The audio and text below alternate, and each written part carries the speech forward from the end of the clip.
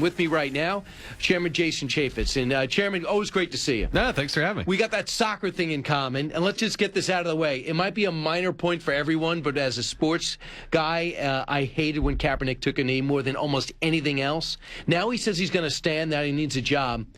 And U.S. Soccer had the courage to say, if you wear the red, white, and blue, you will stand or you won't play. Yes, I love it. I love it. If you're representing the United States of America, albeit a soccer game, you're still going to stand and honor the flag. And I think that's what America wants to see, and that's what they're going to do, and God bless them. A lot of times, yeah, athletes have more power. In this case, they said, okay, I hear you. So let's talk about the big news yesterday. Goodbye Obamacare, hello American health care. So this is going to be the new plan in. Essentially, some of the things, some of the principles in it. The bill will continue Obamacare's expansion of Medicaid, provide tax credits for people purchasing their own health insurance. Some say that's another entitlement. Financial assistance would be phased out for individuals making more than $75,000 and married couples earning more than $150,000, and eliminates cost-sharing subsidies in Obama's Affordable Care Act. I mean, this goes on. It's readable, but I can't go through all of it now. Are you happy with what you know? I love the direction that we're going. Let's remember, Obamacare, as it was presented, was a falsehood. Everybody's premiums were going to go down. You're going to save $2,500. You can keep your doctor. That thing is in a death spiral. So we have a duty and an obligation. We ran on the idea that we were going to fix it, and this goes a long ways to getting that done, and I'm excited about it, moving in the right direction. Well, here's Kevin Brady, chairman of Ways and Means, yesterday, cut 8. How is this, Chairman Brady, not Obamacare light from your perspective? Yeah, it is Obamacare gone because we repeal all those taxes, those mandates, those subsidies. There's nothing left there. And instead, we give them the same tax break that we give workers at big businesses.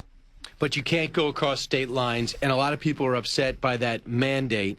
Here is amongst them is Senator Rand Paul, but I get the sense that he wants to work this out rather than just rant. Cut 19. The House bill that's been put forward is Obamacare light. It won't work. Premiums and prices will continue to spiral out of control. In fact, they acknowledge it in their own bill by putting an insurance company bailout, $100 billion at least in insurance company bailouts because the marketplace is still broken. They end up leaving the individual mandate. They do nothing to help the consumer join associations to bring prices down. So, I mean, he's pretty adamant. Cross state lines doesn't happen, and cost controls aren't built into the plan. Well, you got to be careful in limiting on the cost control aspect of it. I disagree with Rand Paul on that, his total assessment. What he offered, I really do like. He's got a lot of good ideas and suggestions. But to suggest that it's going to continue to spiral out of control, I just don't think that's the case. Now, here's what I do like. It's open, it's transparent, everybody can go out there and read it. It's roughly 123 pages. It'll go to the committee, there'll be amendments offered. I mean, we're going to debate this for weeks rather than do what the Democrats did and just slam it down their throats in, 24 hours. Well, that's true, but where do you see the cost control with Big Pharma, for example? Look, you got to have more competition. It's something like 1/3 of the counties in this country, they only have one choice. There is no competition. Some of the biggest healthcare insurance markets have left the marketplace, and that's spinning out of control. And so if you have competition, I really do believe that if you align financial incentives, you actually achieve what you want to achieve. And the health savings accounts, which this bill is heavy on, really do help you get there. Don't you love what Texas did with tort reform, and didn't it prove to work? Yeah. So where is that in this? Is it there? I might have missed it. Well, part of that has to do with the jurisdiction. That would be, I believe, and I'd have to check, but I believe that's much more in the Judiciary Committee's realm of responsibility. We did that in the last Congress. We will, I'm sure, address it in this Congress as well.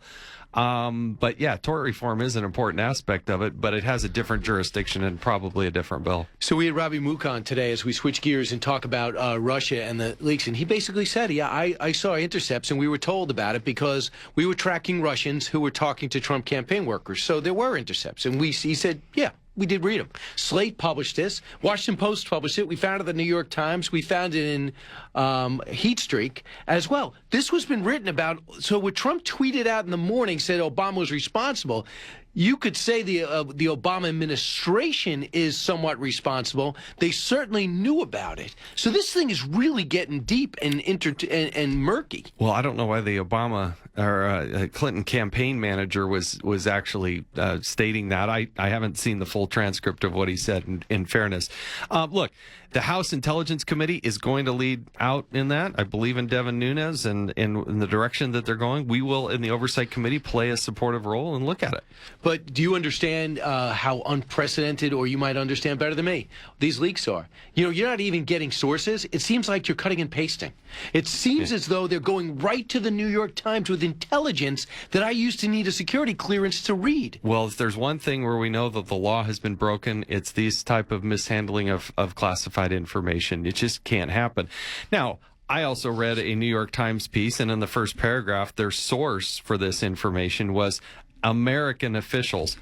What does that mean? I mean, when are journalists going to actually, and editors going to hold people accountable and say, you know, if we're going to go with an explosive story like this, we're going to have to actually source this rather than just this anonymous person that we have no idea who they are. You reminded us yesterday on the couch that you know, they were surveilling you, you know, because people were looking into your background, and that was an uncomfortable feeling. Tell us the circumstances of that. Well, look, we started to dive in a bipartisan way on the Secret Service. They were doing some silly, stupid stuff, and we were holding them accountable, having a hearing. It ends up, according to the Inspector General, more than 40 Secret Service agents accessed illegally against the law my records. They dove into my records that they can't do. It's a violation of law. Nobody was really held accountable. They pretty much just dismissed it.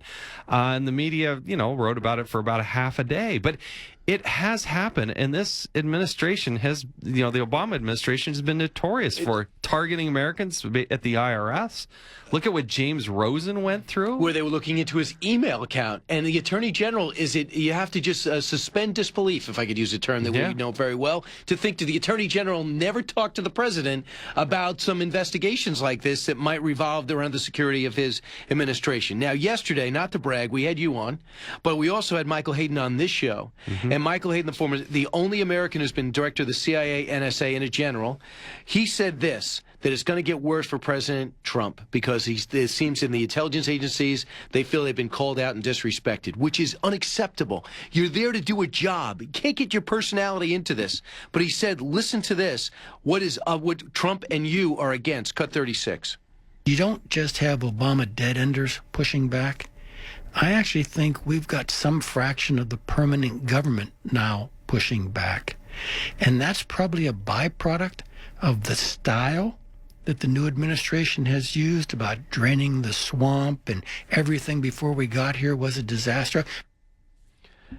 Yeah. So it's going to get worse. Or, you know, if you are pure as the driven snow, it's okay. But Donald Trump's an aggressive guy. He's getting his hands dirty for the last 50 years in business.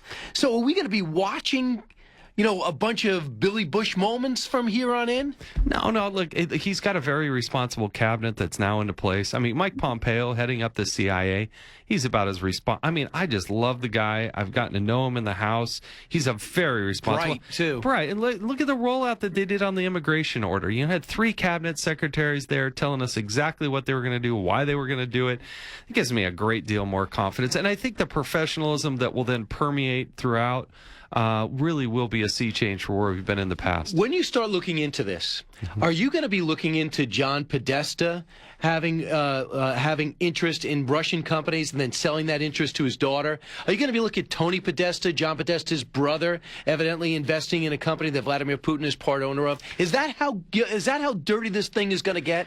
I don't know. What I have learned, being the chairman and on the oversight committee now for more than 8 years, you don't know what's around the corner, and so you don't presuppose or you know, draw the conclusion and then do the investigation. You're not walking away. You're not just going to be Trump-centric. You're going to be election cycle-centric? Look, we're going to see where the facts take us. And again, Devin Nunes, and the House Intelligence Committee will lead out. We can play a supportive role there.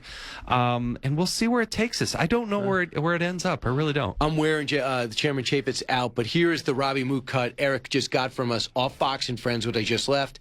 Tell me if this is noteworthy to you. The facts are that Trump aides were caught talking to Russian agents, and those conversations were captured because the intelligence community regularly taps the phone lines of those Russian agents. So I think it's important to start wait a minute. You're saying there was a wiretap? You say there was a wiretap? That there was a wiretap of Russian agents, and that those Russian agents were communicating with Trump staff. That's why they were picked up. That's How do you what know the that? intelligence community. That's what the intelligence community has told us. That's what's been reported very widely. Those are the facts. She brought it up in October, too, with a tweet to say, we understand there's Russian connections to Donald Trump.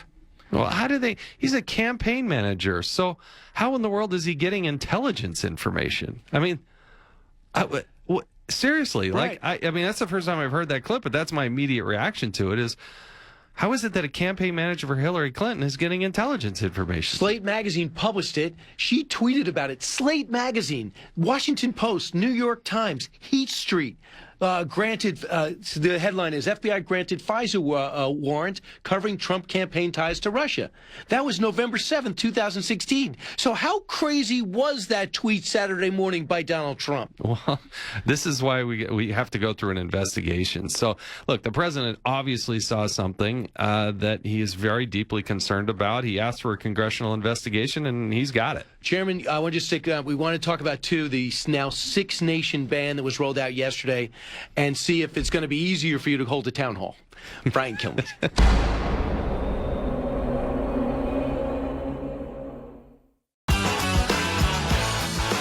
The truth is, there is very little new or improved about this executive order. It's barely a fresh coat of paint on the same car that doesn't drive.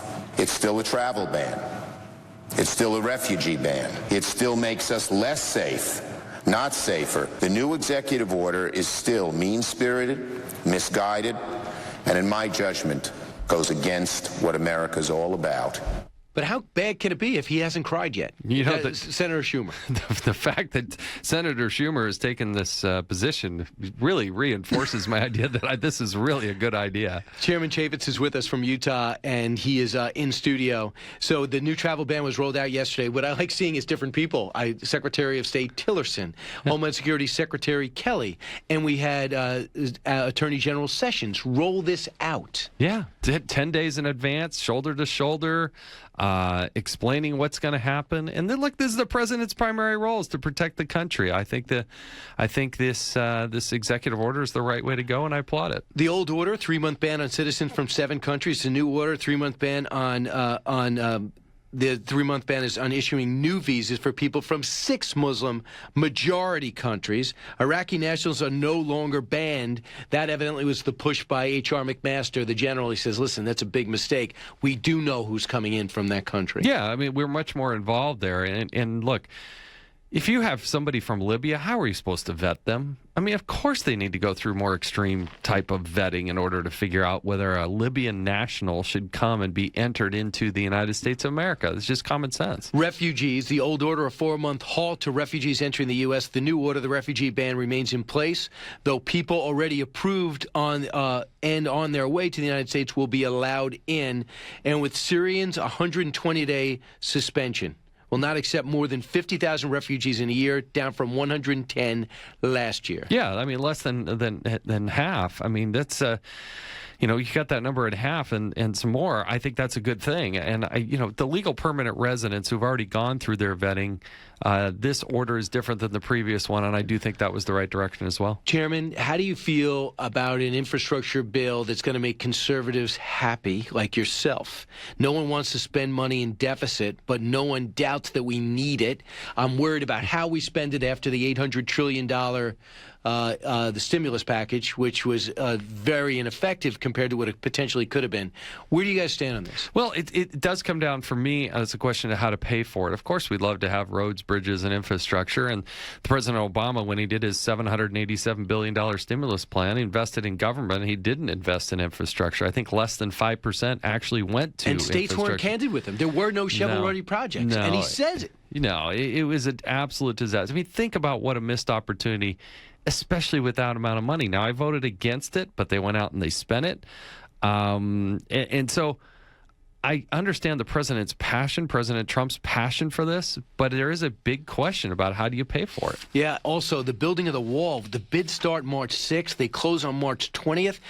We know it's going to be expensive. How do you feel about Senator Schumer digging in to deny this president that project? Because you do need 60 votes, am I correct? The Senate process, I don't know how or where they push this through, but it does have to happen. We have to be able to secure and enforce our borders. And I've been down to parts of Arizona, for instance, where you'll have more than a 10-foot wall, and then all of a sudden it's literally a barbed wire fence where you can just walk through. And so you have to finish and complete that. And the fence is but one part of securing that border. Right, $12 billion Trump thinks it'll be. Others said it'll be $15 billion, and Secretary Kelly feels it'll be $20 billion. But I love the fact that most of the bidding companies are Hispanic construction companies led by Hispanic owners. They want to build the wall. They want to make money. Look, we need the wall. We have to have it. We have to have it. Chairman Jason Chaffetz, thanks so much. You're going to have a very busy season all the way up to the summer. I hope it's productive. Great.